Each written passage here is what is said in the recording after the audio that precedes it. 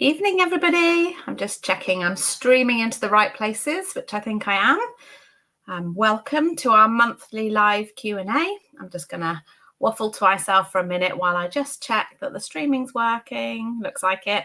I'm waiting for people to come and join me.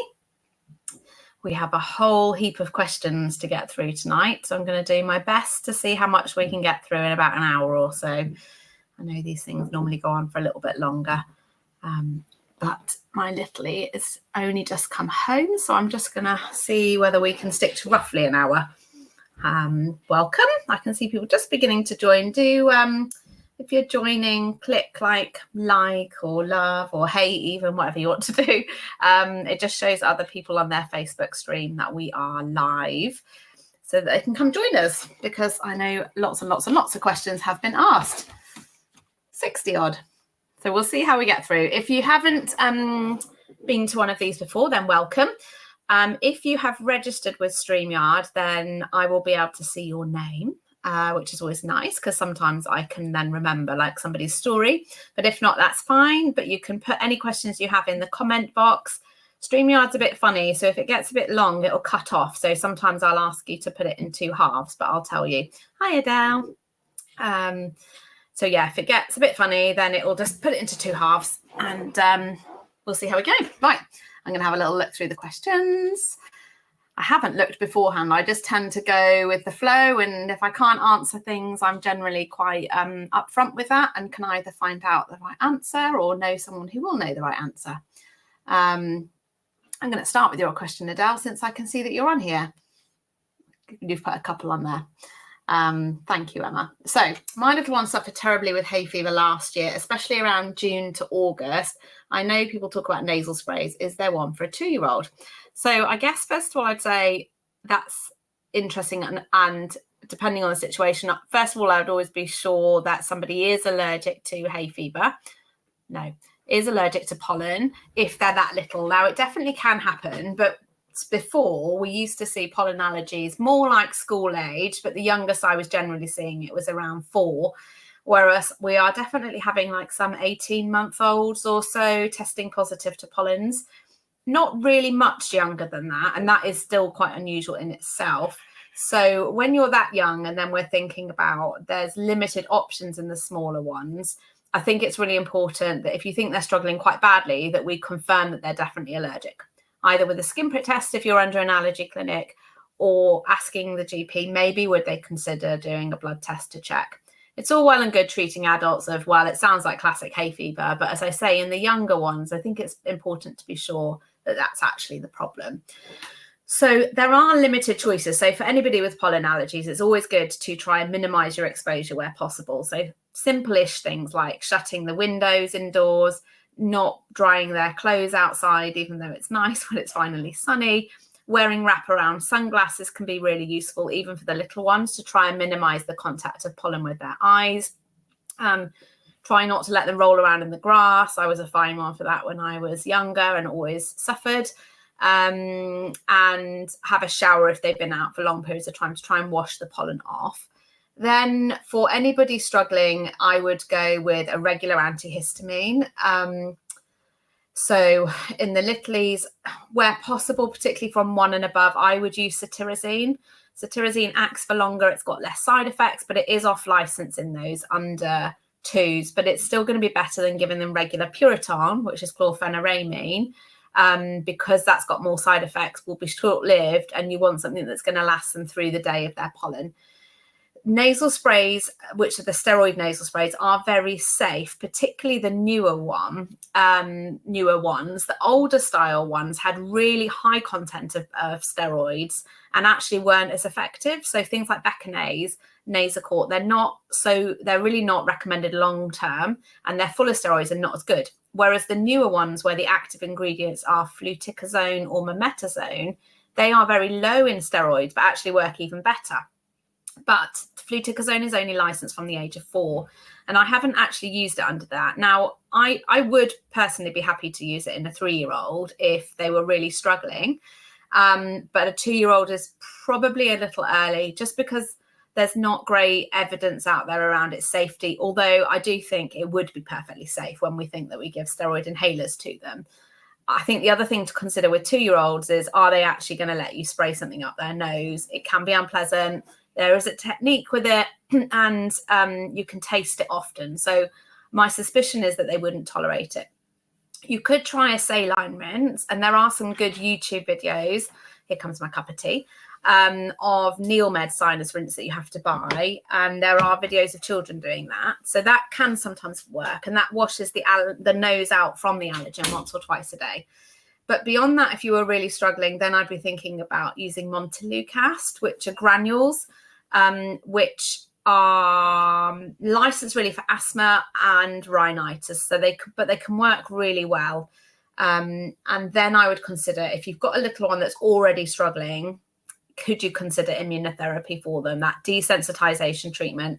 You're probably going to have to do it privately. It's licensed from 3. It's very safe, and there is good evidence that in children that are house dust mite or pollen sensitized at an early age, particularly if they've got other things like eczema and allergies, then if they have immunotherapy, their risk of asthma later is reduced by 50%.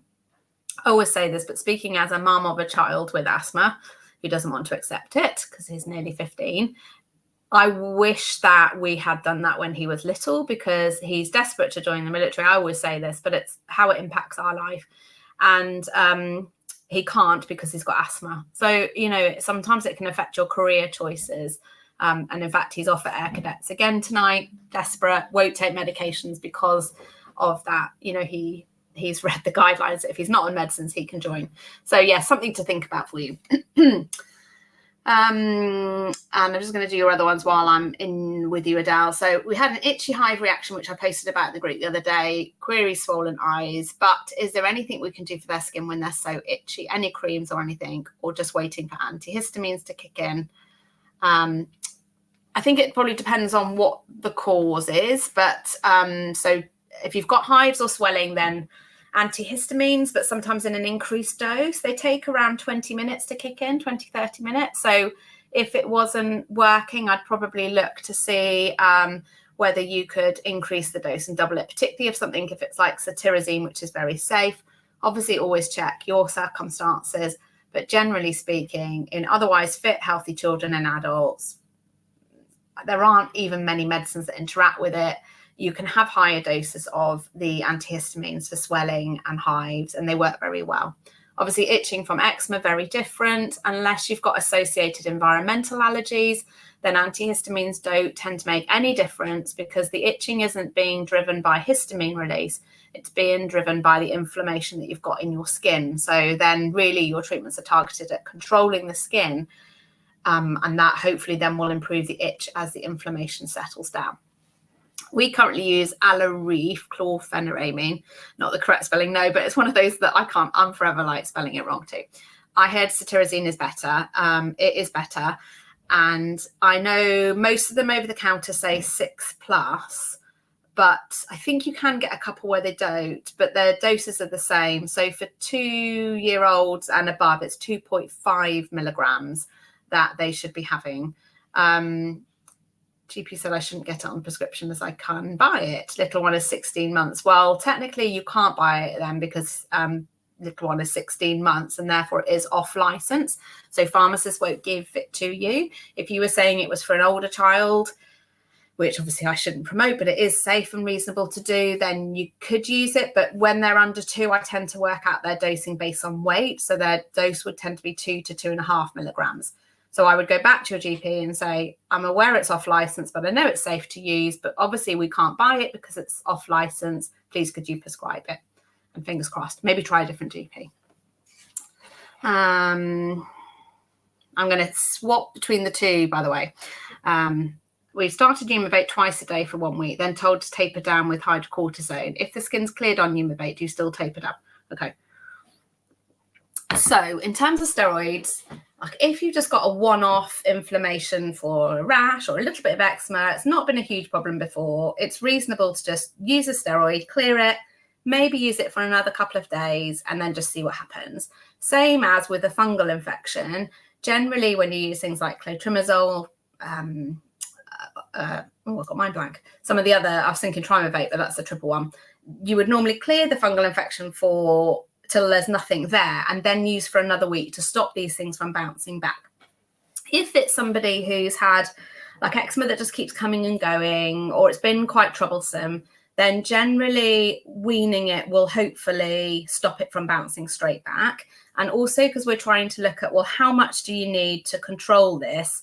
Because it's not unusual that in the first few years of life, particularly when they've got troublesome eczema, you will find that the moment you stop any steroid creams, it just bounces back. And so some of them will need to be on it regularly for sometimes months. And as long as you're on the milder ones or the moderate ones, there is quite good safety data around doing that. So I usually use steroids once a day, to be honest. And then because I would feel that if you're needing it twice a day, then you should probably step up to the next strength anyway. But that's by the by. So if you're using it twice a day, I then would suggest, I don't put times on things. I use the, say, moderate strength steroid, which is Umavate, until it's completely clear.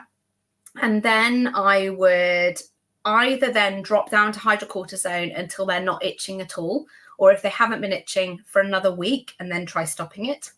Or for people where the eczema has been bouncing back quite a lot, I would do 1 day Umavate, 1 day hydrocortisone, 1 day Umavate, 1 day hydrocortisone for a week to 2. And then sometimes I'll do 2 days hydrocortisone, 1 day Umavate for another week.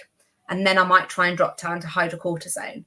So it's a bit of a fine art depending on each person's situation, but it's totally fine to just taper it down slowly over several weeks. And there's really good safety data about sometimes using steroid as weekend therapy. So on a Saturday and a Sunday, or a Wednesday and a Saturday, just twice a week to stop these recurrent bounce backs and flare ups. And that's got really good safety data with it.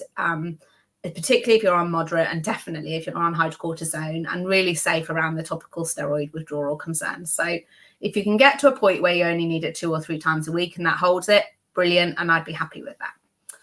I'm going to come back to your question, just come over here a little bit. Let's go up the top. Okay, Jessica. So Jessica's got a very unusual little boy who is allergic to potato, which is really, really a very, very unusual. And you're talking case reports of how common that is. And so she's asked whether or not it could be airborne. Now, it's not, as I say, because it's so rare, I haven't really had anyone with a potato allergy other than Kaio. So I've not seen it. And I tried to have a quick look, and I haven't seen literature reports about it being airborne. So probably unlikely, I would say. But when you're not sure, particularly if they're being cooked at home, it could just be sensible to keep them out of the kitchen. It's more likely with things like egg and fish for it to be aerosolized, but it is unusual. But we have got a really good expert speaker, Paul Turner, who's a really very, very good allergist and really articulate and great at speaking to people on like a patient level as well as like to professionals. I think hopefully a bit like me, that you can understand what he says easily. And he's coming in June and June, and talking about precautionary allergen labeling and what it means with all those may contains, because he does a lot of work around that. But he would be the person also to ask those more obscure questions to, or Adam Fox, who's coming next month to talk, because they can let you know whether they've ever experienced any cases or heard of anything. But my feeling is probably not.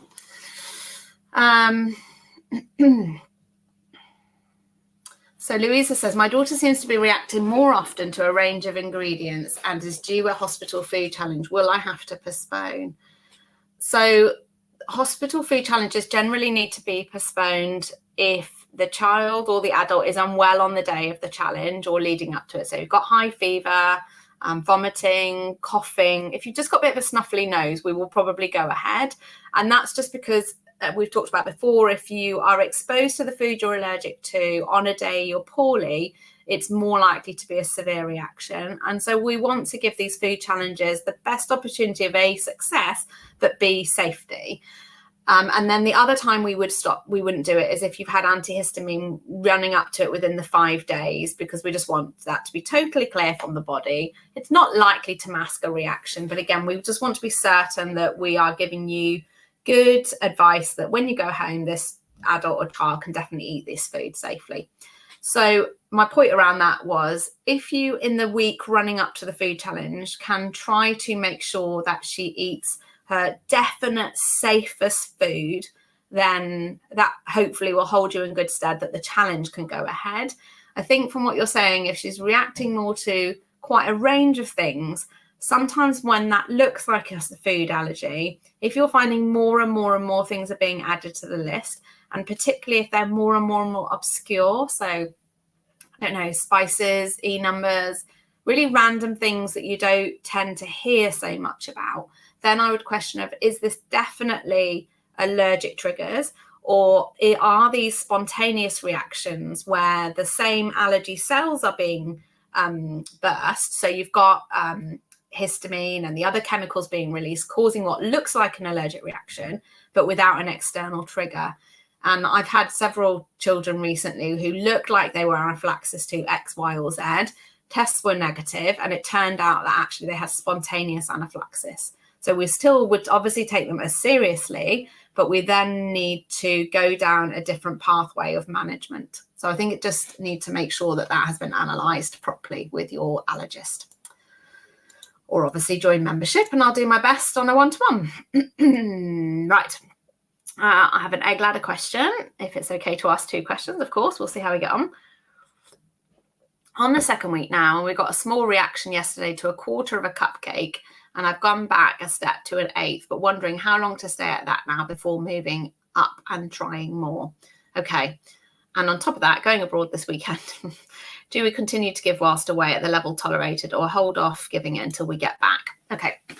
So I don't know from that whether, because I can't see names, whether we're talking about immediate IgE-mediated allergies, the ones that give you hives, swelling, vomiting, possible anaphylaxis. If we were, say, because there might be other people in this situation, then it can be a bit tricky, but we're definitely moving more to trying to see if we can get anything in and keep it in. Let's try so that we can build some tolerance.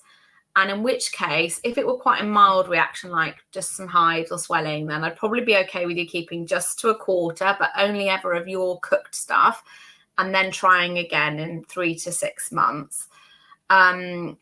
If there were more significant reactions, I don't know whether, I think probably for safety, I would probably say stop. And that would be, but it would have to be an individual assessment. And it would be around my concern of, okay, it might seem like you're tolerating a quarter today, but what if one of those days your body's fighting an infection, you don't realize the tolerance level drops a bit, and then you have a more significant reaction. And that's related to the fact that, a quarter of a cupcake's not very much egg. So if you're reacting at that level, I'd be a bit anxious. If we're talking about non-IgE mediated allergies, so those more delayed allergies that cause reflux, diarrhea, blood in the stool sometimes, congestion, I'm hesitant around saying flare of eczema, because if that was all you would see, I would treat the eczema and keep going when you're doing ladders. But those sorts of allergies, then I think that generally I would say, yes, stick at the quarter, because sometimes it can feel like you're never getting anywhere. And actually, if we can just sneak this small amount of egg in and start teaching the body to stop being so responsive, then sometimes we win. And again, sometimes I will assess that on a case-by-case basis. Roughly speaking, we're always going to say 3 to 6 months. If you're perfectly happy they're tolerating it, then yes, do take it off on holiday with you and keep some in, because I'd be aiming for like 3 times a week, ideally. But if it's going to ruin your holiday, don't bother, come back to it. It should still be fine, presuming that you're only going for a week or 2. But yeah, if they were much older and we've had a really tricky time, so by older I mean, let's say 5 and above, and we've just not been winning with ladders, then I might say do a quarter, do it every day if you possibly can for like 2 or 3 weeks, and then try to step up a little bit, but bit by bit. And we have got some families where we've literally been saying, look, literally just do a crumb and let's see where you get to. So yeah, always there is a bit of variability, so we can give some generalized advice, but sometimes then it's like case specific. Adele, which was the question I answered first about the hay fever, said, we have streaming eyes, lots of snot and sneezing. Equally, we weren't aware of how much of her allergen she'd had that we know more about now. I'll keep an eye on her this time, as the peds haven't tested for pollen, and she's been looking potentially at thinking about Isaac or Alex testing as a potential. So yeah, particularly when it's like clear mucus, then I'm starting to think more this is hay fever. If people don't know, so the Alex test is quite an extensive test that you can do with your allergist from a blood sample or from a finger prick of blood at home. As GPs, we can't order them. They are very extensive, so they'll tell you all the grass pollens you're allergic to, the tree pollens, dust mite animals, bee and wasp, latex, and then a whole load of food that can be quite useful sometimes when I'm trying to analyse somebody who's having multiple reactions. Am I concerned that their peanut allergy is a cross reaction from pollen or true allergy? So it's quite useful. The Isaac is similar, but not quite so expensive. And again, can, I think, now be done at home. I don't tend to order it so much because it's more expensive and not, in my opinion, quite as useful as the Alex test, but it also can be done with your allergist. Okay, I'll do the FPIES and then I'll come back. My son has FPIES, so if anyone doesn't know what that is, it stands for a very long name, food protein induced enterocolitis syndrome, where people, usually children, have FPIES. They get profuse vomiting 1 to 6 hours after they are exposed to the food that they're allergic to. These don't test positive on allergy tests generally. Some do, but generally they don't. And it would be what we would class as a severe non-IgE mediated allergy. And about 25% of them also gets diarrhea with it. And they tend to be very unwell because they vomit so much. So it's got FPIES to milk, soya, chicken and rice, which is very unfortunate. Milk, very common, but we do see it with these other foods as well. Medicine questions. Had amoxicillin before, can't remember how many times, maybe once, fine. Started Thursday night and now has really bad nappy rash and loose stools, and now after about 15 minutes ago has been sick whilst asleep. Could it be a penicillin allergy or a coincidence? And he has tonsillitis and an ear infection, bless him.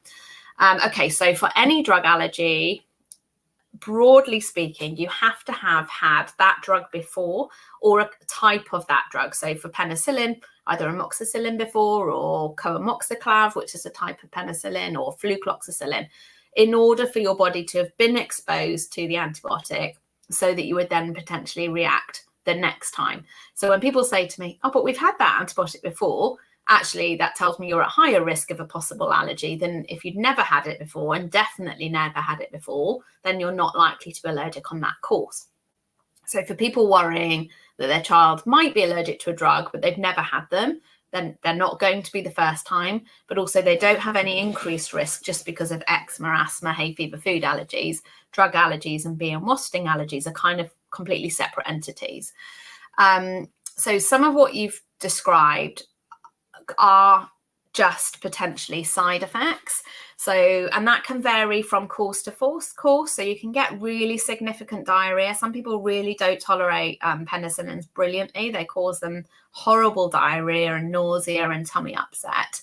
And add into that when you're unwell, and those infections can also sometimes cause diarrhea. It can be quite hard to work out which is it. Is it the drug or is it the illness itself?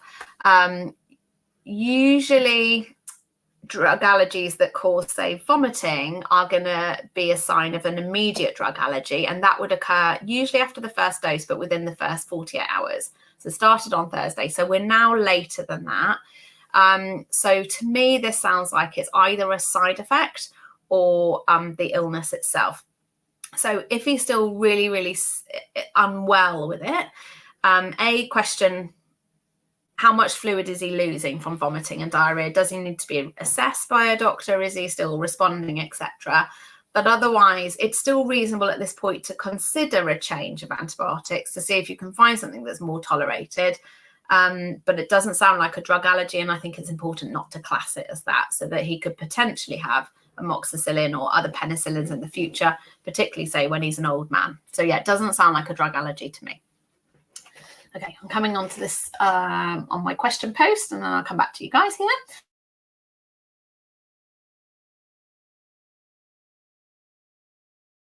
sort of answered Alice's earlier because I didn't want to vote, but she said, if I've missed 2 days of peanut butter at weaning due to a busy schedule, do I start again or continue where we left off? And I just said, continue where you left off, because that's what most people would do. It's only because we're in groups where clearly allergy has been a part of our lives for some reason that we're really focused on these weaning and what we should be doing. But the guidelines say 3 times a week, ideally, for peanut butter, a heaped teaspoon eventually until the age of 5 to help prevent allergy from forming.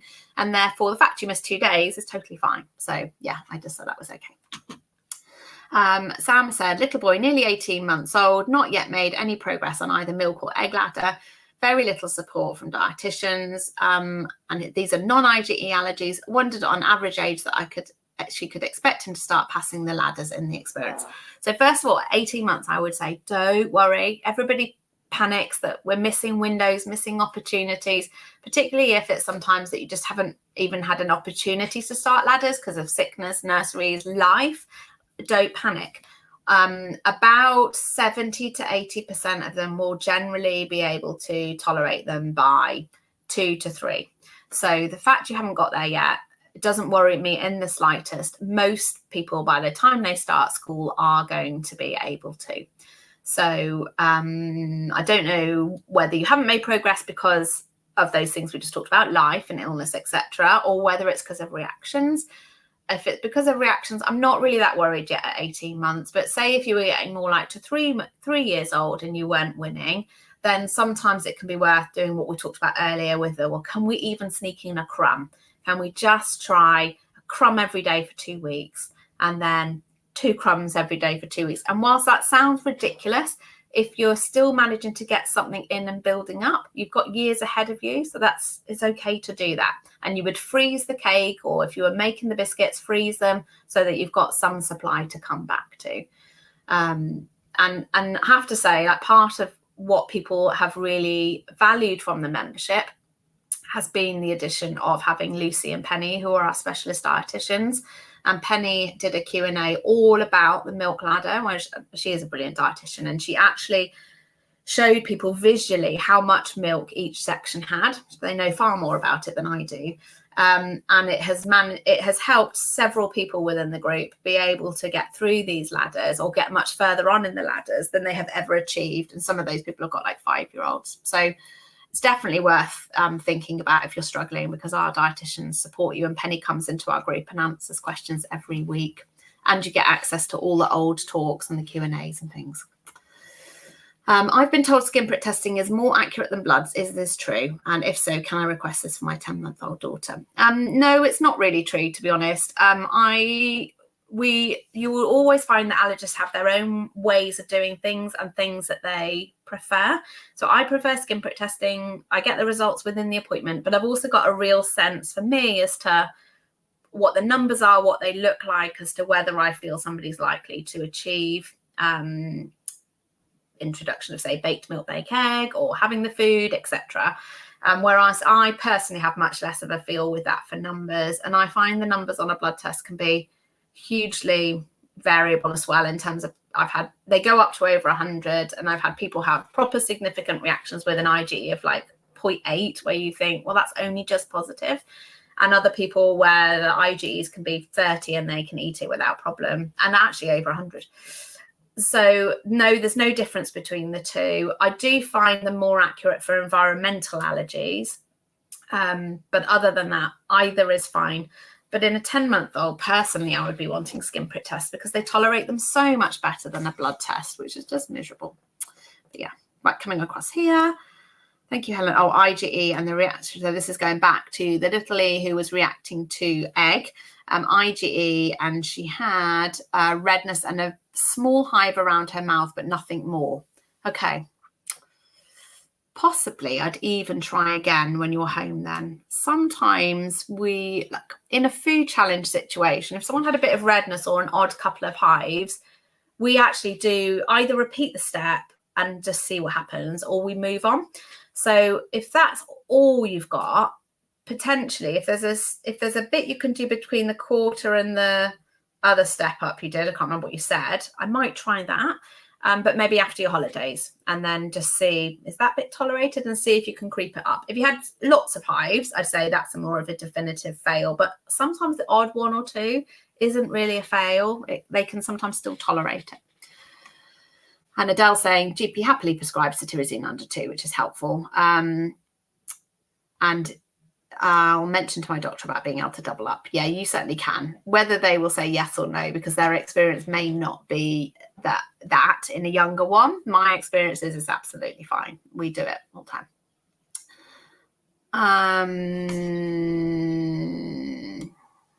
Just looking at how this pops up.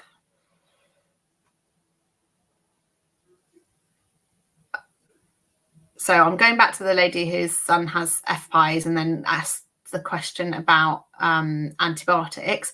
And then you've just said he's on cefalexin for hydronephrosis. So now cefalexin and coamoxiclav that you mentioned are what we call broad spectrum antibiotics, which mean they are really good if somebody's got quite significant infection, or and I can understand using it in hydronephrosis, or where we're not quite certain, so we're just trying to hit quite a lot of bugs. But because of that, they also can wipe out significant amounts of our good bacteria in our tummies, much more than, say, simple amoxicillin. And so some children, and well, any of us that have these broad spectrum antibiotics have a risk of an infection called Clostridium difficile. We call it C. diff for short. And on the whole, like in fit, healthy people, you're going to have some pretty unpleasant diarrhea with it, but you're going to get better. But in real frail elderly, say, for instance, we're always given a lot of caution around using these stronger antibiotics, and have had people die from that. I don't want to freak you out, but I have had people die from Clostridium difficile because it can cause such an unpleasant reaction with a gut infection. So if little one, he's not going to die, but if he's having significant diarrhea, you need to ring your GP tomorrow. He needs to have a stool sample sent off just to see, is there any evidence of Clostridium difficile that he has? Potentially we treat it with different antibiotics, the irony, but I would also then be stopping it. So if he's having loads of loose watery diarrhea, either ring out of hours if you want to tonight on 111, or speak to your GP first thing in the morning, depending on how you think he's looking right now. But probably I would hold off any more doses until you spoke to somebody. Thank you for clarifying that was on there. Okay. My son has eczema. I feel like the whole group has eczema at the moment. I don't know about you, but I just find the pictures so heartbreaking. Which is why we just keep trying to put on these bits and pieces. And if you haven't seen it, because Emma tells me that no matter how many times I feel like I keep repeating that we've got all these resources available, people don't always see it. But there's a free eczema guide that if you just comment or just DM me or something, we can send you the eczema guide. But also on Thursday, and it will be recorded, Adette and I are live. So that is a £10 ticketed event, and we will be talking all about eczema, and you can watch it back as much as you want because you'll get the link. So it might be worth thinking about that one. Anyhow, I shall answer some questions tonight.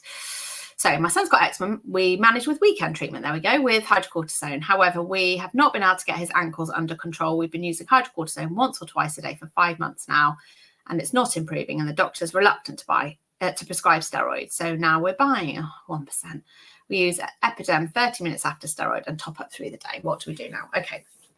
First of all, try and find a different GP.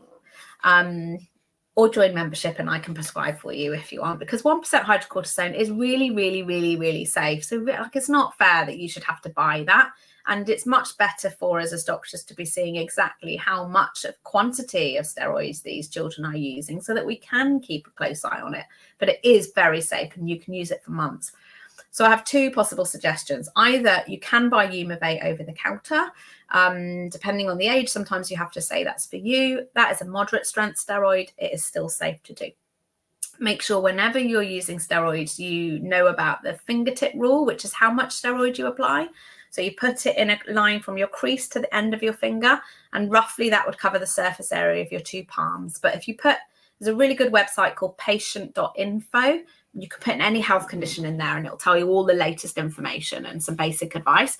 And that will tell you, so patient.info, steroid fingertip units, and that will tell you how much to apply. So either pop some Umivate on and hopefully that will clear it. The other thing I quite like are zinc ichthyor paste bandages. I'm just going to type them in the chat. If I can spell them, ichthyor paste. You can buy them on Amazon. The zinc itself is quite healing. Other people will use general wraps. So they would put steroid ointments on top, so the moisturizing ointment. I then wrap with zinc around the ankles, which is quite a good area to do. And then you would need something like a tubey grip or something on top to hold it, but also stop the zinc from ruining all the bed sheets.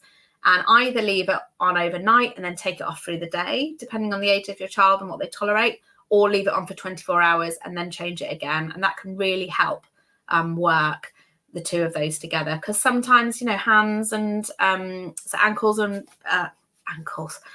wrists and ankles can be quite tricky to treat, as can hands. So yeah, 5 months of the same treatment and it's not getting better, obviously he needs something more. And then I would go back to the GP, and if they won't do it, you have to just say, look, if you're not willing to prescribe, then I respect that, because obviously this is, well, depends how you want to word it. However, we still have active eczema here. Please, can you then refer to the dermatologist, or could you write to them for advice and guidance with some photographs to ask them what they would suggest? Because it's not good enough to just say, well, I'm not going to prescribe it. Live with it. I had a lovely family that reached out to me because their little one had a significant rash around the mouth, which was something called perioral dermatitis, which is where they look really spotty. And steroids can make it look better, but ultimately it then causes a rebound, because the problem is a bacterial infection, but it needs 2 to 4 weeks, sometimes even longer, of oral steroids. But their GP just said, well, live with it because eventually it will go. And actually my son had it, and it sort of ruined all the photos because he was always spotty. Anyway, we cleared it with the right antibiotic treatment. So sometimes it's just asking a different doctor with a different level of experience. So my son was prescribed mometazone ointment for a week, and then Umivate for a week, and then Elidel for 3 to 6 weeks. I finished the final course of Umivate, and his skin is still flared on his face. So do I still move to Elidel or continue with steroids? So for people who don't know what Elidel is a calcineurin inhibitor. That's the name of the drugs. And they're basically an alternative to steroid cream. So for people particularly with bad facial eczema, especially when it's around the eyes, or where we're really struggling to get off steroids, particularly the stronger steroids, then these are really good alternatives. But generally speaking, if you put it straight on red skin, it can really sting. That varies from person to person. And certainly we can't put it on infected skin, because there'd be a worry about doing that. So if there's any sign of infection in the skin, we need to clear that first and be happy we're cleared before we start using the Elidel.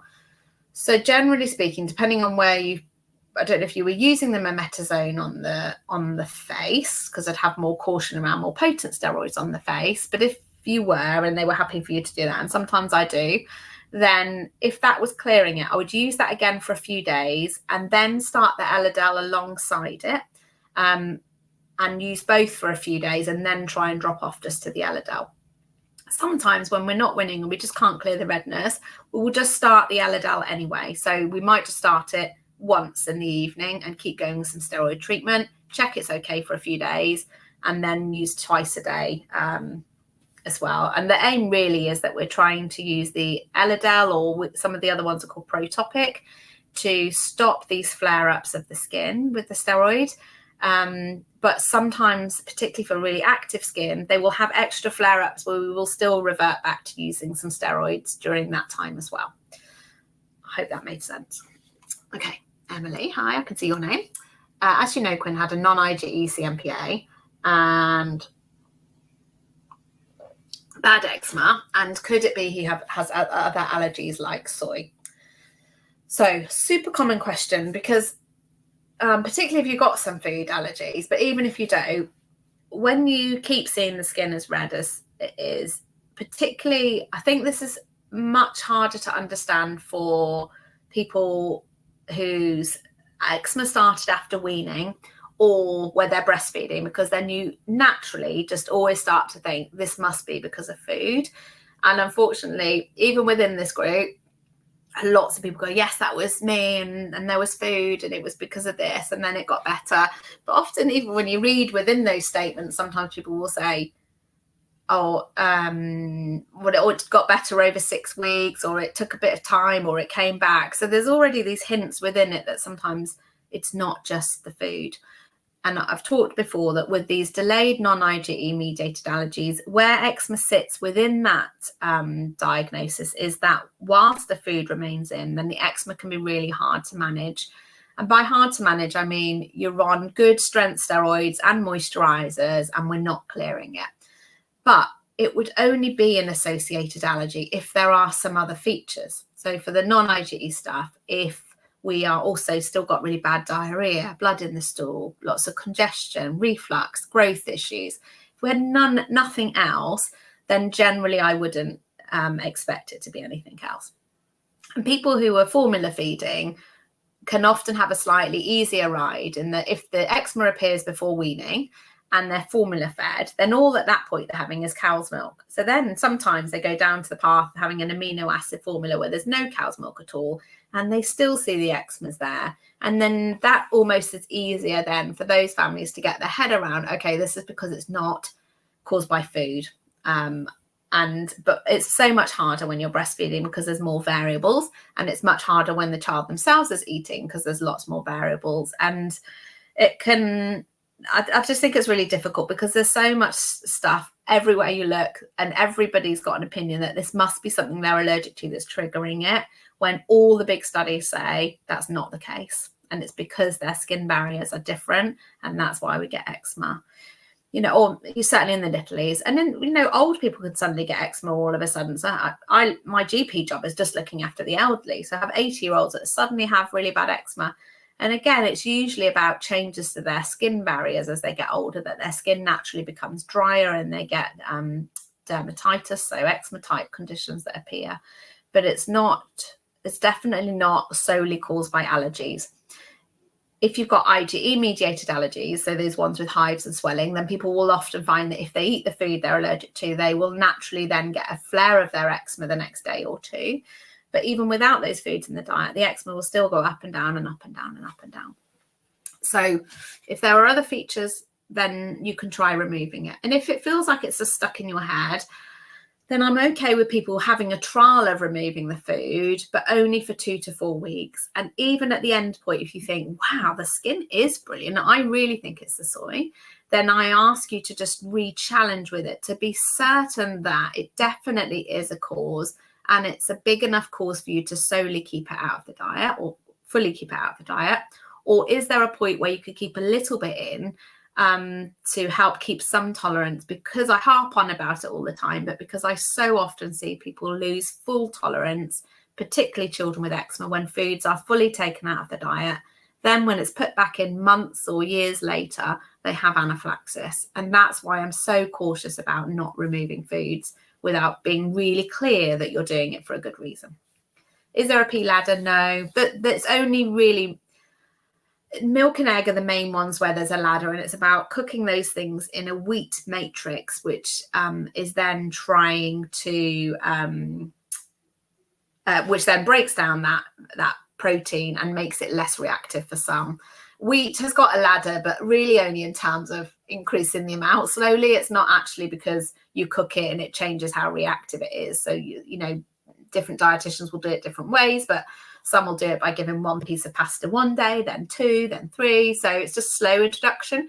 So you can do it similar like that with peas if you want, in that you can start with 1 pea and then 2 and slowly build it up. But there's no such thing as a pea ladder. The only real ladders that exist are around milk and egg.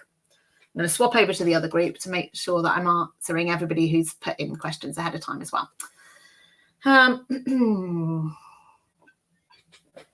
Have I got any tips for helping a 3.5-year-old break the itch scratch cycle? Particularly suffering with the face at the moment with cold weather, really common. And once she gets started, she itches everywhere. Any tips on how to explain books, tools, as I've seen a cool roller ball mentioned on an allergy group? Yeah, in fact, Adette for the talk later in the week is bringing home the Cozy Care range, and they are the range that you can keep them in the fridge, and they've got soft, smooth balls that gives children and adults some relief because they can roll them on their skin to sort of help with the itching. but it then doesn't break the skin. Because obviously what we're worried about with the breaking of the skin also is that introduction of infection into the skin, but also just that it keeps the inflammation. Sometimes in older children, so a 3.5-year-old might work, I would give them things like fidget toys or blue tack. They love that to play with. And I watched a good lecture once with, I think it was one of the London dermatologists, where they suggested like that you try and tune in if possible. So notice over a day or two, when is it that they actually itch? Is it when they're watching telly, when they're eating, you know, what times of day is it? And then that might give you an opportunity to hone in with these extra things like fidget toys or the blue tack or a roller to see if you can distract and break them out of it. There's a book that I was sent, I think it's called The Itchysaurus. That's quite a nice book about eczema. But definitely also ask on the group. There's different allergy and eczema books about it. But I've read The Itchysaurus and that's quite nice. Angeli said, as you know, we're currently doing the milk ladder with 14-month-old Alana. Few nuts never tried yet. Should we be trying them in the middle of the ladder or wait? Pecan, hazelnut and Brazil nut not tried. Fine with the others. Just having a look because you didn't say fine with walnut. So pecan and walnut have a very similar profile. So normally if you can tolerate one, you can tolerate the other. So the only evidence around early introduction of foods, I always say this all the time, is about egg and peanut. So beyond that, it's good to expand a child's diet as much as possible. That helps develop a good, healthy gut microbiome. But it doesn't actually matter when you do that. So I would probably be focusing on the ladder to make sure that you're happy that any reactions you see are definitely from the milk and no other variables adding in. So I think you can just hold it.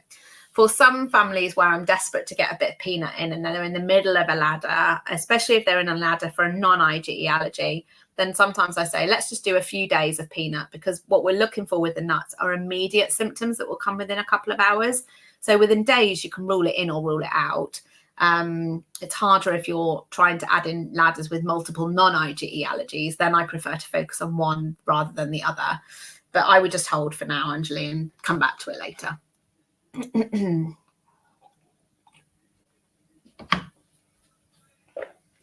Jill has said, and I'm sure many of you can identify with this, struggling with allergy anxiety. 2 little ones, both egg allergic, one with anaphylaxis who's 6 and the other 4 with FPIES. So we've already talked about the severity of that one. And both on a ladder. Tolerating fairy cakes made with 2 eggs. Our dietitian has cancelled our appointment 3 times. Are there any other things I can try? Lots of PTSD from previous reaction. Well, I can understand why you have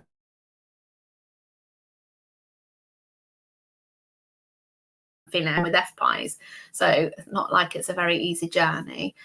I mean, obviously not knowing an individual person's circumstance, but usually if you are tolerating fairy cakes with the 2 eggs, I would normally be happy for people to try things in the other baked egg section.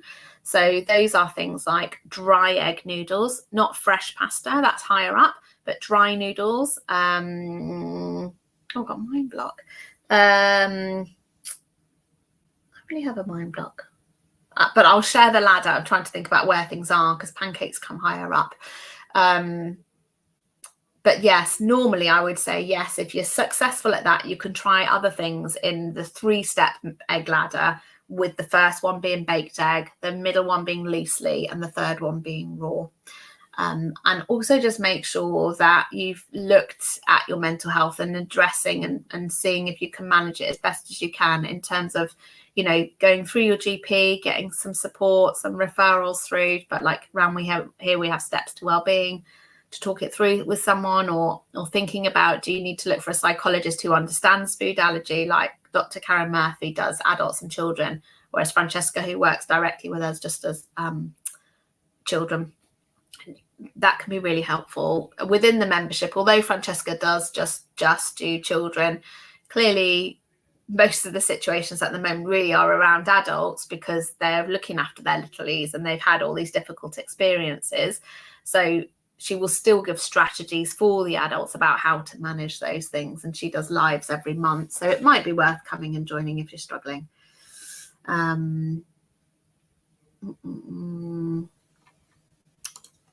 I'm going to struggle to get through all these tonight. I'm going to have to think about another thing, but I'm coming. Right, so Laura has said, my youngest triplet, bless you, is coming up in red patches all over. I've had middle triplet at the hospital and asked one of the nurses to look, and she said he's too young for eczema and it's in the wrong places. It's top of thighs and on his body. So she said probably viral due to being on the ward. Got worse over the last week.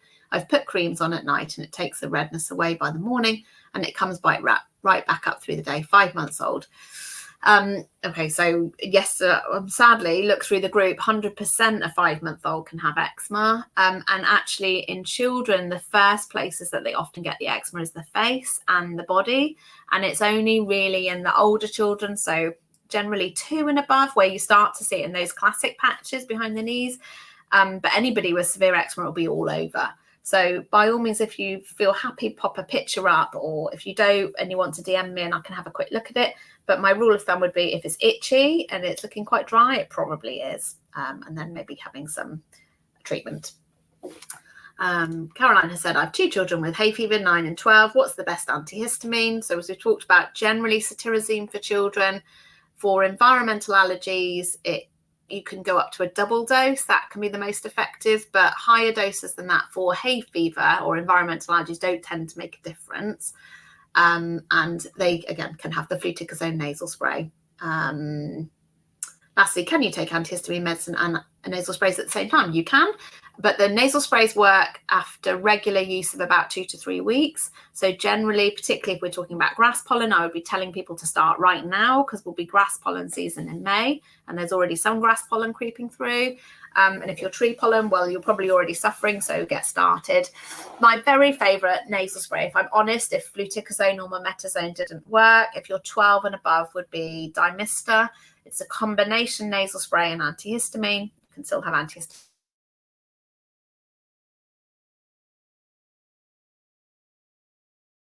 as well.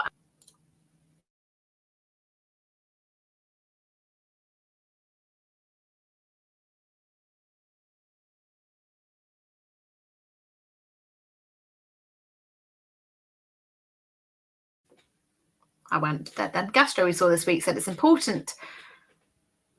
This is accurate due to the importance of penicillin as an antibiotic for young children. Currently has erythromycin. How true is this? Can it be tested for with a skin prick test or blood test? First time I've been told this, and we've seen different medical professionals.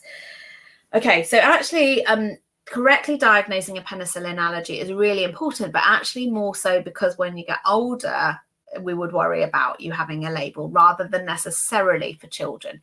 A huge audit, so sort of study, was done looking at people who had penicillin allergy labels. And what we found is that they end up having longer hospital stays and worse outcomes. So higher risks of death because they maybe are having infections that are not adequately treated by drugs when really what they needed was penicillin. Also more likelihood of allergic reactions because they get given more complex drugs that can trigger more reactions. More side effects from some of those other reactions. And because if they're a person who develops other drug allergies and genuinely, that can make life very tricky. So I agree, it's really important to clarify whether someone truly has a penicillin or allergy or not. And if at all possible to do that early, because when they're young and you guys are still around, we can often get that history. Whereas me asking a 90-year-old, well, what happened when you have penicillin? They'll never have a clue what actually happened. So when we have this clear early history, that can be really useful. There is not, unfortunately, an easy way of diagnosing a drug allergy. Therefore, I don't do it, drug allergy, because it is actually a very complex field. But sometimes I can just unpick it quite quickly in a clinic setting. Many people don't do it privately. They'll only do it in the hospital because of some of the risks associated with it. But we would do sometimes a skin prick test and a blood test. They're not very accurate. And then we do what's called an intradermal test, where you inject just under the skin with a little bit of penicillin. And then ultimately, we then potentially would still give the actual penicillin in a drug challenge to see what happens. But depending on the age of your child, sometimes we can work out that isn't what they weren't actually truly allergic anyway. And unfortunately, many of my colleagues don't understand how to identify penicillin allergies or any drug allergies accurately. And sometimes people will think, well, it's safer just to say you're allergic. And actually, it's safer not to say that. That's the reality. It's safer to sometimes give it again, unless obviously you've had something awful like anaphylaxis, or you can have some really unpleasant things which will put you in hospital, but you'd have been in hospital anyway. So so my clarifying things were, have they definitely had penicillin before the course where they actually had a reaction? If not, they're not allergic. And then depending on what you're describing, if you're describing hives, swelling, immediate vomit, anaphylaxis, did that occur within 48 hours? If not, it's not the penicillin. Just like flat, slightly raised rashes, they're harder. They can occur anywhere from 3 days onwards. However, that's all that will happen. So even if you gave the penicillin again, they'll just have the same rash at the same period of time. It's the anaphylactic allergies that we don't want to be confusing, really, and getting wrong. However, deaths from amoxicillin are extraordinarily rare. And I heard a podcast the other day saying there'd been one. So really, rare. There have been some unpleasant things like Stevens-Johnson syndrome. It's a very unusual thing, but it causes ulcers and skin peeling and all sorts of horrible things. That's not going to happen. So if you're under an allergy team, then definitely ask them to clarify it with you. They'll want some history from you about what actually happened. If you are not under an allergist and you're sat there at home thinking, well, I think I've got a penicillin allergy, or mum does, or whatever, unfortunately, the NHS doesn't have capacity to see everybody with just a penicillin allergy. So they won't. It's only if you've got multiple drug allergy labels, or if you really needed that penicillin because you've got a health condition that means you really do need it, then they will accept a referral. And it will need to be a specialist allergy centre, so what we call a tertiary centre. So there are not many of those in the UK. Otherwise, they won't see you, unfortunately. So it's a bit of a tricky one. I was going to have a look at what Adele's response was. There you go. Adele saying she was interested too because they avoid it. Okay, coming back here. My daughter's 5 months old and is really struggling with eczema. That goes back to that question on the other one, doesn't it? About 5 months old having eczema. As soon as I free her hands, she claws herself. Yeah. Any advice on creams? She's been through so many and made no difference. Okay. So where a Little or anyone is still really, really itchy, even if the skin looks clear, that is telling me that they still have inflammation. And usually the treatment, which often is steroids, but it might be something like the Protopic, it still needs to be continued for longer until that itching stops. Often the issues with the creams and people's perspective is that they think that the creams are going to cure the eczema, and that is not the case. You have to try and think about it as a treatment like we would give for asthma, in that we can't cure the asthma, but we can treat it and we can control it when we get the inhalers correct. And it's the same thing for the eczema, but when we get the right treatments. So we prefer ointments, particularly on Italy. So things like Hydromol, 50/50, Epiderm ointment, Cetraban, 4 to 6 times a day at least. And then if she's still really inflamed, it's what steroid you need to control it. So on the face and the head, you can put hydrocortisone. You can put those middle strength ones. Just around the eyes, you can only put hydrocortisone.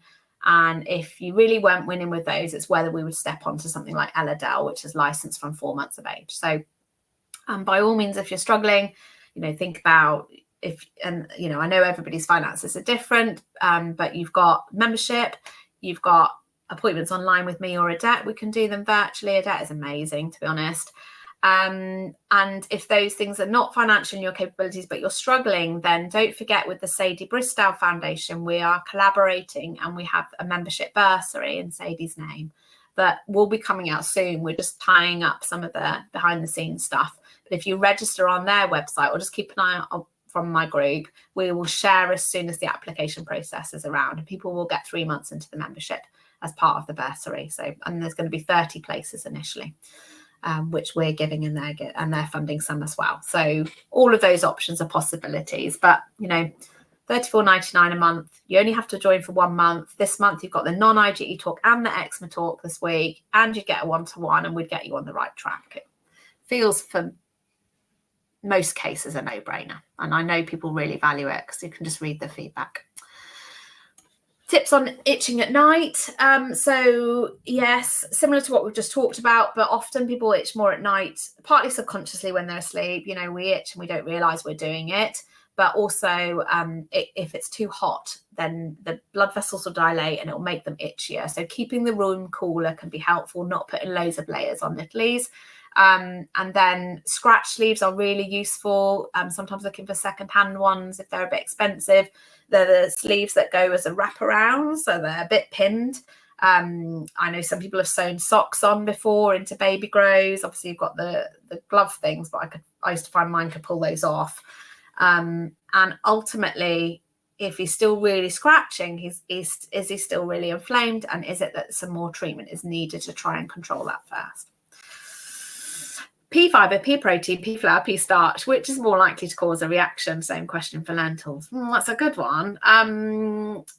Certainly pea fibre, pea protein, pea flour, and probably the same for lentils, all can.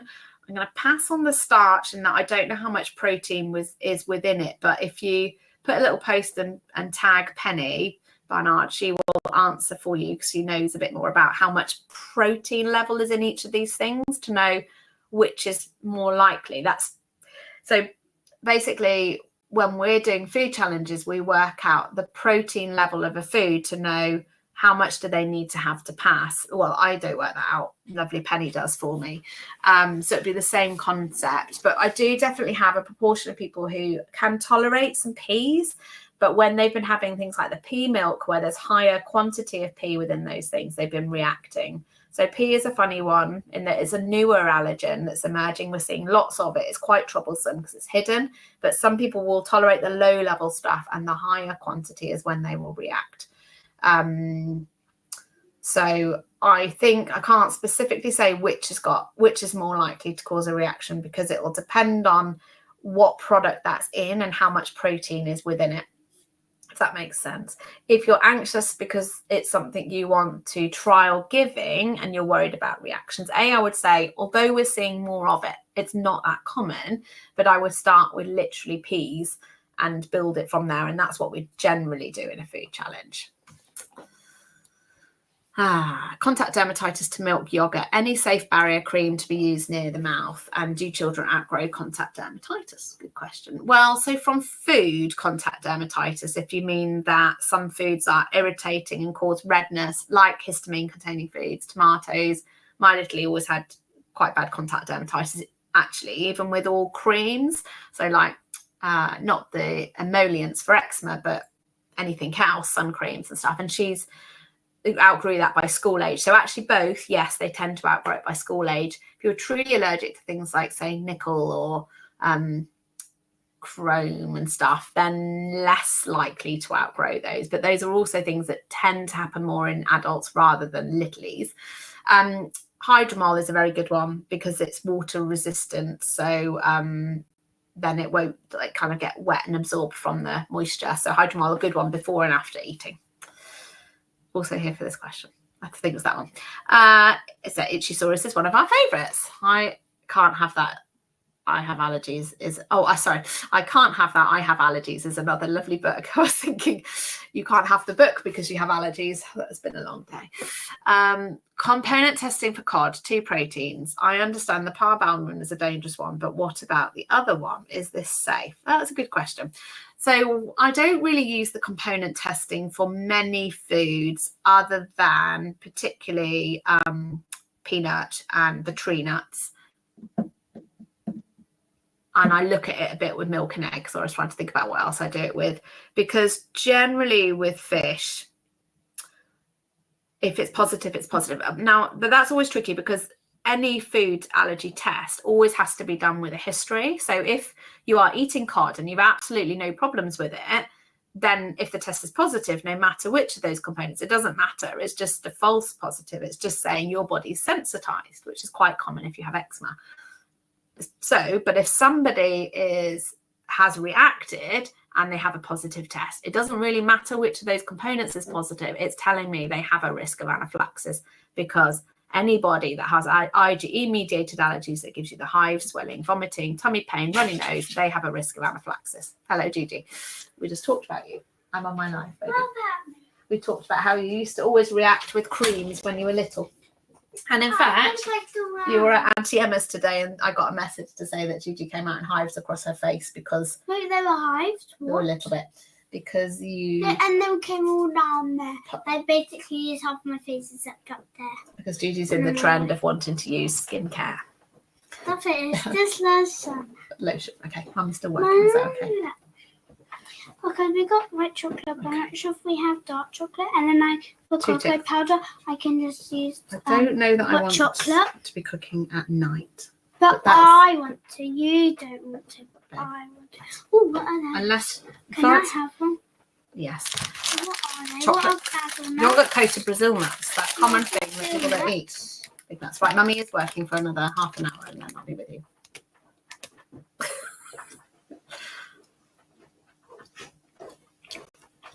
Please don't have an allergic reaction. I'm not sure if you've eaten Brazil nuts. That would be not funny, wouldn't it? Right, out. Right, go. Sorry, this is a Joyce working from home. So anyhow, going back to your fish. So basically, we don't use those components for cod to look at severity of reactions. And it's kind of a misunderstanding that that's what we use component testing for. We use component testing for the peanut to look at, is this a true allergic reaction? In that, sometimes for some people, they'll have positive tests just because the protein looks like pollen. And from the components, I can tell, is this a true reaction or is this actually just a cross reaction from pollen? And in which case, either nothing will happen or you might have an itchy mouth. Anybody describing more widespread symptoms from that, that's a reaction, that's a true reaction, and the tests just confirm that you're allergic. If that makes sense. Thank you, Helen. This group is a lifesaver. Good. That's what we want it to be. I mean, actually, we would like it to be that there are more widespread allergy services. But hey-ho, in the interim, you've got me. Can you link the zinc bits you recommended for a toddler who itches all night? Referred urgently to dermatologist today by GP. So this is the start of things changing. Yay. I put it up there, zinc ichthyopaste, but I'll share my Amazon link in the group later as well with a few bits.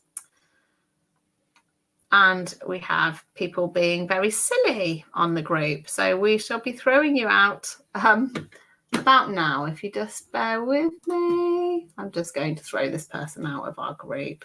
There's always a few, isn't there? I always find that they come in and they try and...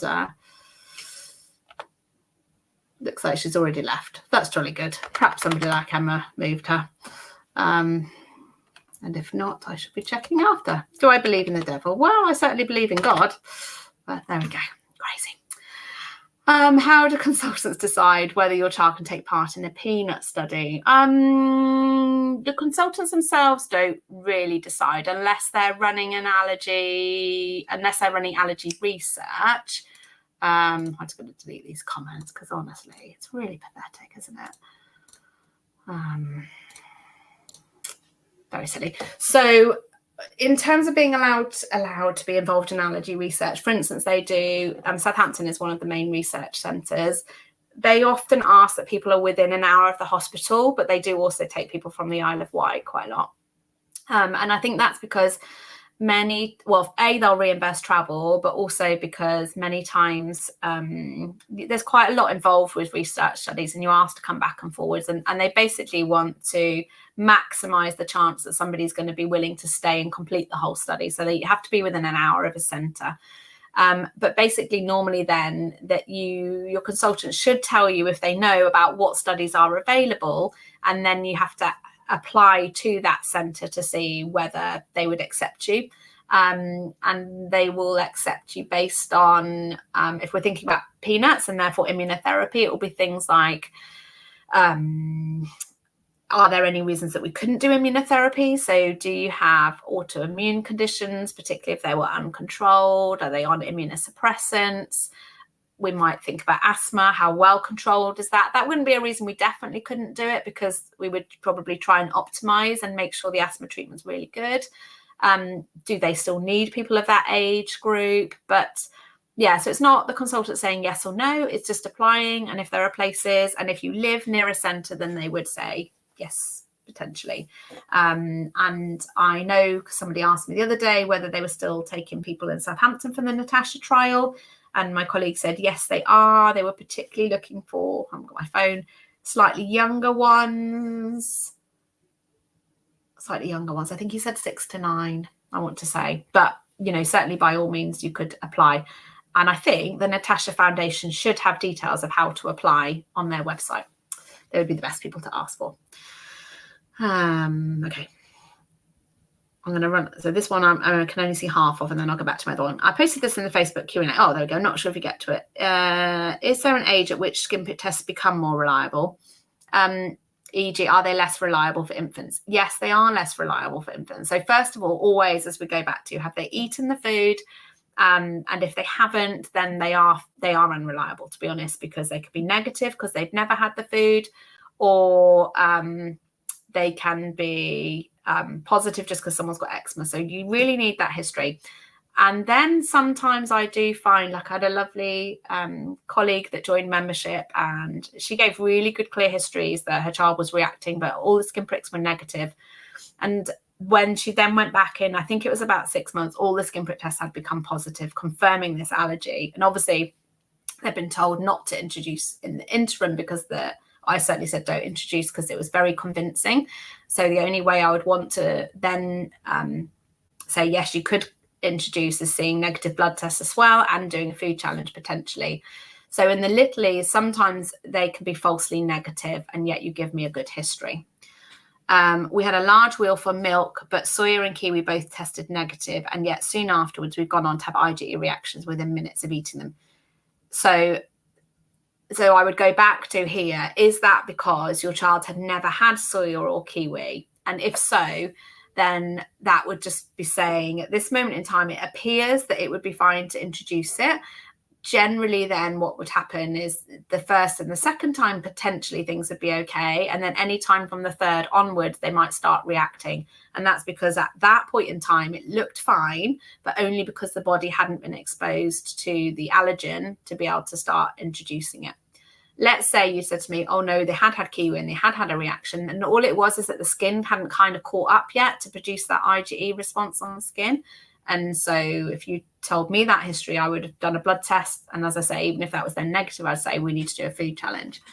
I'm just coming to the main group, to the question, to see if I can track it, because I can't see your other half.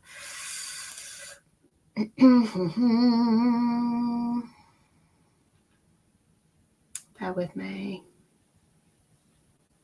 because I can see it's cut it off. There we go. Oh, hi, Martha. The paediatrician said a negative skin prick test is correct 99% of the time. Oh, no, it's not that accurate, I'm afraid. So we're just a bit confused how they've managed to be wrong on 2 occasions. The skin prick tests in question were conducted at 7 and 9 months with satisfactory controls. That means they didn't react to saline and they did react to histamine, so that we could tell the test was valid. But as I say, if at that point they'd never been introduced to kiwi or soya, that's why it was negative. And otherwise, if they're now reacting, I'd want to repeat them. And even if they're still negative, I'd want a blood test. And even if they're still negative, I would potentially want a food challenge with that history. So yeah, I don't agree with the paediatrician. Yes, he'd already had a reaction to both. Then in that case, if you were with me and giving a reaction, and this is the history I would want, within minutes to hours, they had these symptoms, and that they had cleared within an hour or two. And I might allow a little bit of windows around that, but generally these reactions are very quick. They come and go quickly. And then if you'd said, yeah, that's the case and these skin pricks are negative, then I would have done a blood test. And then if that was negative and I was thinking, oh, I'm not convinced, I'm not sure, I'd have spoke to the team about doing a food challenge, or would have done one with you in the community with me. Yeah. Why do they say antihistamines don't help anaphylaxis? I understand only adrenaline. I understand epinephrine if you're American, and we call it adrenaline. I understand that the time, urgency, and speed with which epinephrine works makes it the obvious best choice. But if a serious reaction in an infant responds well to Puriton, does that mean the reaction can't have been anaphylaxis? This is a good question, and a question that I get asked all the time. So antihistamines are just blocking the histamine receptor. And histamine is one of the many chemicals that are released in anaphylaxis. And so you're trying to block it to treat those symptoms that you'd see of hives, swelling, tummy pain, runny nose, sneezing. Now, sometimes, just as we see in people who maybe struggle with spontaneous anaphylaxis, spontaneous hives and swelling, you can produce larger amounts of histamine than a single dose of antihistamine would block. And sometimes with those other chemical mediators that would be released, when they're triggered in large volumes, then you may start to get the symptoms of anaphylaxis. So airway narrowing, what we call bronchoconstriction, the blood vessels start dilating out and they become very leaky. And that's when ultimately, if you had really severe anaphylaxis, your blood pressure would drop because you're losing the volume outwards, and heart rate starts to go up and you start to get in dire situations. And if you were at a more severe end, antihistamines don't treat airway narrowing. They don't treat dilated out blood vessels to constrict them and try and preserve your blood pressure. Why do we therefore sometimes get better? And in fact, nearly always get better, even without adrenaline. And that happened to my own son who had anaphylaxis. And in part, it's because when your body's under stress, we will naturally be producing adrenaline ourselves. And what we do not know, we cannot predict, except to say that a younger child is much, much, much less at risk, thankfully, of death than someone older. But we cannot predict when someone has anaphylaxis, who are the group where it's going to be rapidly getting much worse and ending up with them being on intensive care, or the very worst case scenario, and the thing that we all worry about as allergy parents and doctors, frankly, or somebody dying. We know it's incredibly rare, but who are that group? And whilst we know that there are some risk factors like being asthmatic, because as you can think, they've got inflamed airways already, they're not always the people that the deaths occur in, and we just don't know why it happens. But what we know is that there is a time window for adrenaline to give it its best opportunity of working, in terms of trying to stop those blood vessels dilating, stop this constriction within the heart and the lungs, and trying to therefore improve the response. And it's within the first 30 minutes. And the longer you leave it, the less likely it's going to be that the adrenaline is going to act sufficiently. And that's why, given that adrenaline is an utterly safe drug when given intramuscularly, so into the thigh, we just say, just do it. And I know there are some annoying doctors and healthcare workers that will say, oh, you shouldn't give adrenaline. And it's because they don't really understand that we as allergists are saying to you, if in doubt, use it. It's utterly harmless. I think some people are still anxious about adrenaline use, thinking it's worrying, because they're thinking, I think, more about when we might use it intravenously, and getting the dosages correctly, thinking about people having a cardiac arrest. And I think that brings with it a level of anxiety that intramuscular adrenaline doesn't deserve. It's completely safe. So yeah, it doesn't. Antihistamines don't treat or stop anaphylaxis from occurring. Just have a little drink.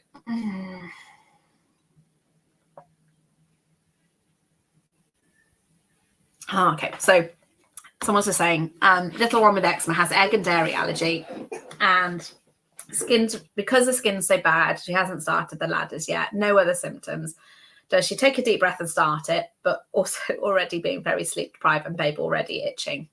I think this probably depends on the age, but I would go with, could you have a look at how possibly that eczema can it be managed any better?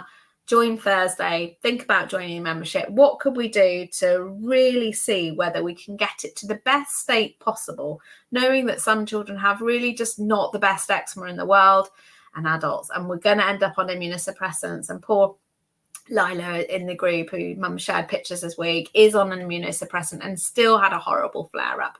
And in that case, if we're just never going to win, then sometimes we just have to go with the ladder, be looking really carefully to make sure the skin isn't getting worse and that no other symptoms are occurring. But otherwise, if you're not at that stage yet where you've just got these, you're already on immunosuppressants and it's horrendous, what could we do to try and give that skin a bit of a boost, get it as best we can, get the management better, and then look at ladders? Otherwise, it's a bit too overwhelming for you. You have to be realistic that you're tired, and little one's probably tired, and we want to give them the best opportunity of passing it. Thank you for your time and expertise. It's amazing to feel lost in this when coming new. Really appreciate everything. It is, and I always go back to when I had Ethan and we went into that world, I just didn't know anything. And we did have Facebook back then, because I've shared a few things on it, but I don't think we had Facebook groups like this back then. And I'm not really one to sit, to be honest, and Google answers and stuff, because I don't with the breast cancer. I sort of believe and trust in the professionals I'm seeing. And however, in retrospect, I realized that the reason he kept having reactions all the time is because nobody told me how to read food labels. Nobody told me what milk looked like on a food label, because at that point it wasn't in bold. It was just all these different words for it that I didn't know. I didn't know goat's milk was the same protein as cow's milk. I didn't know how to treat and recognize anaphylaxis. And it just really, I learned very quickly that no one was giving me any answers I needed. So when I was going to his consultant and feeling like an utter idiot in front of him, because he'd be like, why did you do that? I'm like, I should have gone, because you didn't tell me any different. You didn't tell me how to do this, how to keep him safe, how to do that. And so eventually he sort of said, why don't you do some training? And I thought, well, I'm going to have to, because no one else is training me. And I just don't want people to feel like that. It's just a sad, horrible position to be in, isn't it? And ultimately, you know, whilst we've talked about deaths are extraordinarily rare, how awful if that was yours, because nobody's given you the skills that you need to stop that from happening. So yeah, I'm all about trying to educate as much as I can. Okay, I'm going to go with a couple more, and then I really should see Gigi, because she's been in Devon I don't even know what day we are, all of last week, and I haven't seen her. Okay, so let's go with Lucy's on here. I'm stuck on how to introduce allergens. Daughter's 16 months old and had reaction to quite a lot of things: dairy, nuts, eggs, legumes, chicken, tomatoes, cinnamon, and nutmeg. Tomatoes were histamine reaction with peeling skin, but now can have them. Tried the dairy ladder, keep failing at the first hurdle. Egg ladder, really loose stool with baked egg, but wasn't happy in herself. Should I persevere? It's the worst. It was her worst allergen, breastfeeding, would scream in pain. Bad reactions to peas and lentils, but I have no idea in what order to reintroduce them. I think she's okay with chicken unless it's corn-fed. Okay, so yeah, I think when it's like this, it can just feel utterly overwhelming, because there are so many things that you want to get in. And I saw a post the other day of a lovely mummy just saying, like, I just feel like I'm doing a bad job because I'm not getting stuff in. So don't be hard on yourself. Ideally, I mean, these sound like these are all delayed non-IgE allergies. So ideally what we would want in is the milk and the egg. But if we are not winning at the first hurdle, then at 16 months old, it may be babe just isn't ready yet. And that is okay. So if you tried, and listen back earlier when we talked about, can you do crumbs and stuff? But really at 16 months old, if they keep reacting at the very first bit of biscuits, just try again in 3 to 6 months. It will come. It's just not yet. It's still very, very early.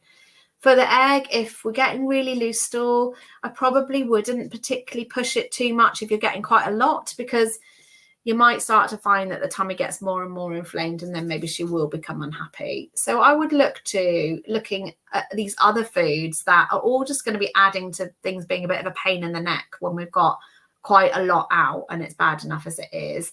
So you've also said not nuts. So I think, as I've talked about before, I always want the peanut in. So I would do that as a priority. And then if we're okay with the peanut, I'd probably just come to some things like the peas and the green beans, just purely because it can be quite, it's a common toddler food to eat when you're out and about, and it can be a bit tricky. But there's always a question of what do you want to get in first? So my preference would be peanut. And then beyond that, it doesn't really matter. You might start to find quite quickly that they're okay, that actually her sensitive tummy when she was littler and breastfeeding is something that is more resolved now with time. So I could probably start with peas and move through them like that, particularly because pea milk can be quite good. Peas are hidden in lots of things. It can make life very tricky. So yeah, maybe peanut, then peas, and then thinking about how you want to progress on from there. That's what I would say. Quick one, I guess. Is it safe to use Puritan most nights on a 20-month-old? Itches all night, egg, dairy, and stubborn eczema. Yes, but as I've sort of said, antihistamines don't necessarily help the itch from eczema. Is this more that it's sort of sedating? Can you step up the treatment of the eczema to try to see, can we stop her from itching all night long? Him. And in a 20-month-old, if you're using it regularly, sometimes that's the stage I start to think about, what about cetirizine as an alternative instead? And we did the nighttime itch. Recommendations for shampoo and conditioner for an adult with relentless facial eczema. I use the Aveeno stuff. You can use dermal washes. I think with relentless facial eczema, I'd look at are you getting good treatment? Are you on Protopic? That might be quite useful. And then from doing that, are you then able to use the shampoos and conditioners better? What if you do it backwards like that over a shower so that you're not getting it on your face so much? Don't know whether those suggestions might help, or certainly asking in the group or Googling in the group, because I know Odette has recommended a few as well before. Snipping in a few. I'm going to miss a few of the membership ones because I know I can just answer them any time for you. Although Alice has said, are these the correct vitamins that Lucy's recommended? I'm not sure, but ask in the group and we'll ask Lucy. Would they help with killing the growth of staph? No. I don't think there'd be any evidence that vitamins would help with reducing staphylococcus levels that children and adults with eczema tend to have in higher levels. I would be looking more at whether you think about Milton baths that sometimes make a difference to that if it's not irritating. Jessica said, my daughter who's 2.5 has probable asthma, confirmed IgE allergies to dairy, egg and nuts, and environmental allergies to dog, cat, grass, tree and dust, basically the world, and eczema, and came up in hives last week in the garden. Would slit be an option? Would this improve her eczema also? Yes, slit would be a potential option for her. Would it improve her eczema? Possibly. That's a possibly. With the probable asthma, I would go, she's still quite young, definitely high risk for it. Sometimes it's the dust allergies that are making it look like it's asthma because of the constant congestion, dripping, coughings that can come from a house dust mite allergy. And actually it's not asthma at all yet, it's the dust, but they do often go into it. And yes, I would definitely potentially assess for her, if I saw her, whether we could do slits, so sublingual immunotherapy with drops. She is little, but it is possible. I think my youngest I've got on it at the moment is 3, but even if we were waiting a few months, I would definitely do it. And I would think about it.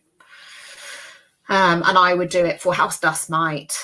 And then I would have a chat about whether we would do combined grass and tree pollen. But that has to be started outside of season. And you can do the grass and tree pollen for 6 months of a year. So you could do them before season to after season. We talked about that. Can anaphylaxis subside on its own? Yes, it can. 20 months old had a reaction to egg. 10 months old requiring a hospital trip due to sleepiness, coughing, being sick and hives. To me, it felt like a start of anaphylaxis. Absolutely right. Kept in overnight. Only medication needed was antihistamine. Our pediatrician has stated we don't need adrenaline pens as he hasn't had anaphylaxis is against the guidelines and they can cause harm if used when not needed. Is this correct? No. If your little one, now sometimes littlies, because of a widespread release of histamine, so if they've got hives all over him, yes, then histamine can make littlies quite drowsy. But if he was coughing a lot, being quite sick and having clearly what sounds like quite a significant reaction to egg, whilst egg is one of those ones that you can have really awful reactions to.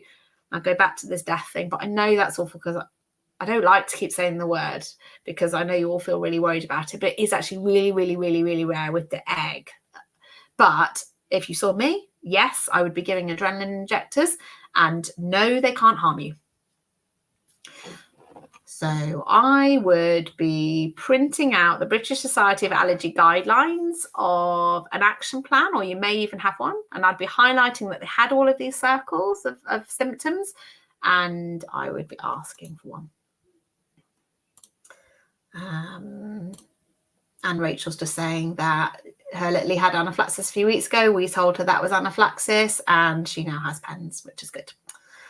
Okay, I'm just anxious that I haven't answered everybody's. I will answer Lucy's. Soon to be a 1-year-old is due immunisations. Skin prick test showing egg allergy. Never ingested egg, so we don't know. Is MMR safe? MMR is safe. It's a really old school thought, not your fault at all. It's still out there a bit. Some GPs and nurses still don't know.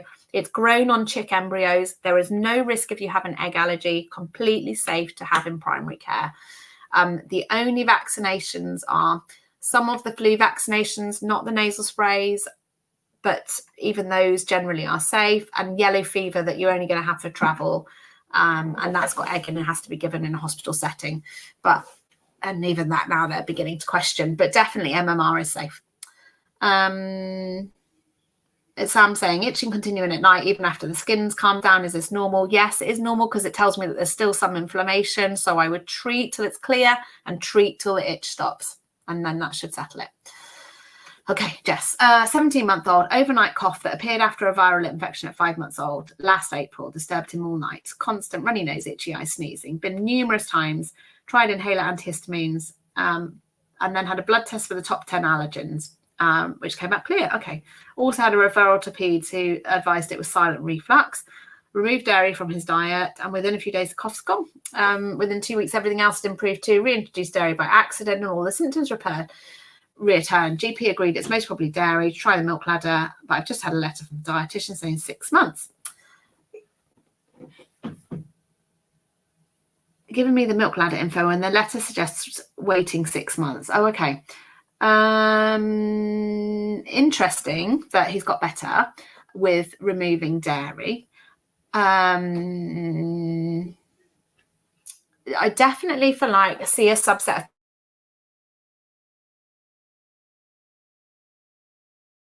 people allergy test negative for dairy and yet they swear blind, and I've seen enough adults and children that that's the case, that I think there's some mechanism sometimes going on that's not always allergy related that we don't know. This is a slightly different description with coughing and sneezing and itching. So I guess one of my questions is, has he had a test to check he's not IgE allergic to dairy, even though it would be odd to not have hives and stuff as well. So I'm sure it would be fine. And you removed it, you had an accident, Mark, removed dairy from his diet in January. February. So normally when we remove food, we ask you to wait about 6 months to see whether then we can start putting some back in the diet, because that's the time it often takes with littlies before things might start improving. Given that he's already slightly older and clearly had dairy in his diet, I do think it's reasonable to start the milk ladder to see, is there any level that he could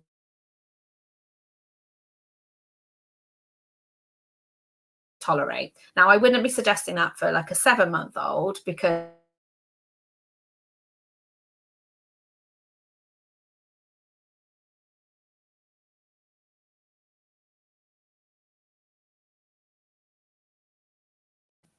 I'd be happy for you to try some.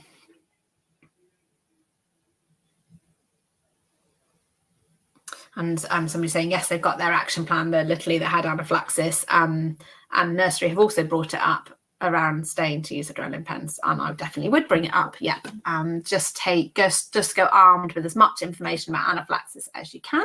And then what I would say to them is that given that 50% of deaths occurred in people who were told that their allergies are only mild, and I'm describing some of the symptoms of anaphylaxis, and I know from health professionals like Professor Farks and me that adrenaline is safe, I can't understand your justification for not having it. There you go. Okay, right, Bethany, I'm just going to answer the last one. Okay, would like to try and introduce a few more allergens into Albie's diet, who's 2.5, like hazelnut and prawns. Might be a silly question, but safe to do at home with no extra precautions, just as I would have when weaning, small amounts and build up, not poorly, etc. Don't know why it seems daunting now at the prospect that the allergy could have developed in the window. It does also have a flare-up of eczema. So yeah, probably just see if you can just control the eczema a bit before you introduce it.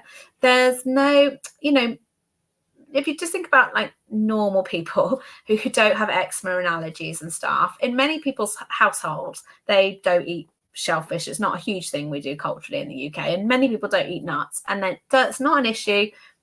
And they might try it when they go to school for the first time, or they're at their friend's house, and it's absolutely fine. And it's only the egg and the peanut where we know there's this window of opportunity. For the others, if they react, it's just because they were just going to anyway, and there was nothing you could do to prevent it. But you could go through the whole of his life worrying about that, because there's probably going to be loads of things that you've never introduced. And, you know, if we think, like, I had a little and we did shellfish, and all of this shellfish was positive, but they've never eaten it. So, you know, and the reality is, like, how many people do eat oysters and squid? And certainly not as a littlie. You know, most of us wouldn't eat that until we're older. And so I know why there's a level of worry, but I think, you know, there's no reason to say that he would react, especially not just because of these other allergies. So if you're nervous, then do just try small and build it up like we have with the others. So, you know, a quarter of a teaspoon or tip of a teaspoon of hazelnut butter, say, then a quarter, then a half, then a whole, but just try and build through it over a couple of days. So you could do a little bit to begin with, an hour later, if it's been fine, a bit more, next day a bit more, and an hour later a bit more. And you could just do each of them over 3 or 4 days and just see how things go. But fingers crossed, it should be okay. But I do get the anxiety, because I think once you've had any allergies, it's very hard to move away from that in your brain, I think. Look at Dan, I've bored him to sleep. Hello. Anyway, I hope that has been useful. As I say, we have Adette and I on Thursday specifically talking about eczema. It's a £10 talk. 20% goes back to the charities. If you're struggling, keep an eye out for the Sadie Bristow Foundation charity, if that is the bursary, if that's something you think will suit you, or come and join us. It's $34.99. You get lovely me for at least 15 minutes on a video call. Generally, I talk for half an hour. And you would get both talks. And don't forget Roseanne's talk this month. If you're, I guess, people who've not been in the allergy world, you wouldn't necessarily have heard of Roseanne, but she is a dietitian who lectures at all of the international and national allergy events. She's really renowned in her field as being an expert in allergies, and she's going to be talking extensively about non-IgE allergies and this spectrum that exists, and why many people don't realize what some of the symptoms look like, and how tricky it can be for some who, like the description earlier, have all these multiple reactions and then sometimes get into a path of people not believing it's happening. So she's going to be great, and definitely one to join if that is something that you're struggling with. But otherwise, I'm going to love you and leave you. Emma will share with you the dates of the talks for next month, the freebies. Keep an eye on our posts. We've got a new milk guide coming out, which I think Emma will share soon, which has got like pages from me and Lucy and Francesca of help for you, and the eczema one. And if I've missed anybody's questions, then I'll try and find 5 minutes to just answer under the posts so that I come back to them for you. And otherwise, I shall see you all soon. Take care, everybody.